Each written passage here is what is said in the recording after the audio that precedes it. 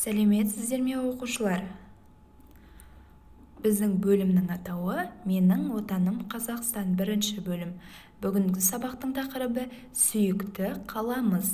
Сабақтың мақсаты жаңа сөздер үйренеміз, септік жалғаулар жайлы білеміз және сөздерге септік жалғауын жалғаймыз.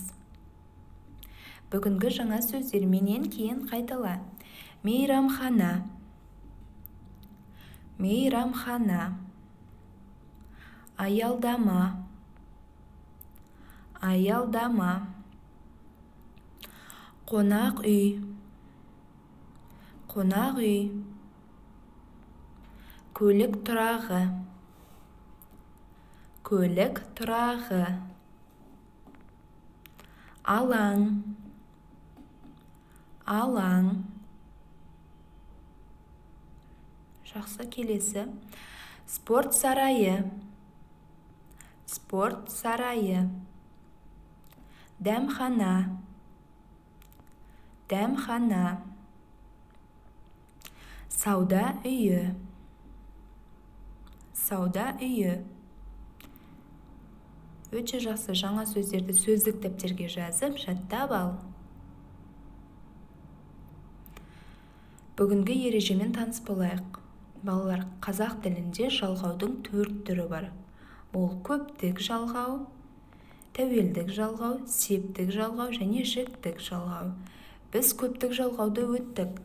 Көптік жалғау лар, лер, дар, дер, тар, тер жұрнақтары. Мысалы, кітаптар, дәптерлер, алмалар. Тәуелдік жалғау. Мысалы, менің кітабым, менің дәптерім, менің алмам. Ал бүгінгі біздің өтетініміз септік жалғау. Септік жалғау, оның ішінде ілік септігі. Ілік септігі кімнің, ненің сұрақтарына жауап береді. Мысалы, егерде сөз соңында Б, В, Г, Д, К, Қ, П, С, Т, Х, Ц, Ч дыбыстар келетін болса, онда оған тың, тің, ілік септігінің жалғауы жалғанады. Мысалы, болат тың, көлік тің. Келесі, сөз соңында А, О, А, Е, Я, М, Н, ың дыбыстары келетін болса, онда оған ның, нің, ілік септігінің жалғауы жалғанады. Мысалы, Назеркенің, аялдаманың. Келесі, егерде сөз соңында Ж, З, И, қысқа И, Л, У, Р, Ю дыбыстары келетін болса, онда оған дың, дің, ілік септігінің жалғауы жалғанады. Мысалы, арудың, қонақ үйдің. Және назар аударайық. Егерде мен сөзіне ілік септігін жалғайтын болсақ, онда ол менің болып өзгереді. Сен, сенің, сіз, сіздің, ол, оның. Ережемен таныс болған болсақ, тапсырмаларды орындайық. Бірінші тапсырма: берілген сөз тіркестерімен сөйлем құрап жаз. Кімнің, ненің сұрақтарына жауап беретін сөздерді тауып, астын сыз.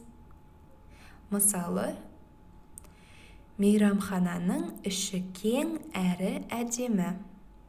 Бірінші сөйлем. Сұрақ қоямыз. Ненің іші кең әрі әдемі? Мейрамхананың. Ненің? Мейрамхананың. Қалған сөз тіркестеріне сөйлем құрап жаз. Жақсы, келесі тапсырма. Сөйлемдегі көп нүктенің орнына тиісті қосымшаны қойып жаз. Жаңа ережемен таныс болдық. Ережеге сәйкес ілік септігінің жалғауын жалғаймыз. Мысалы, бірінші сөйлем. Сенің үйің, ың дыбысымен аяқталып тұр. Ың, қазір қараймыз. Міне, егерде сөздің соңында ың дыбысы келетін болса, онда оған ның, нің қосымшасы жалғанады екен. Демек, сенің үйіңнің қасында ескерткіш бар. Жақсы. қалған сөйлемдерге ілік септігінің жалғауын жалғап жаз. Сонымен балалар, бүгінгі сабақты қорытындылайық. Бүгін біз жаңа сөздер өттік, жалғаулардың түрімен таныстық. Оның ішінде септік жалғауы, септік жалғауының ілік септігінің жалғауымен таныстық. Және сөздерге ілік септігінің жалғауын жалғап үйрендік. Бүгінгі сабақ аяқталды. Сау болыңыздар.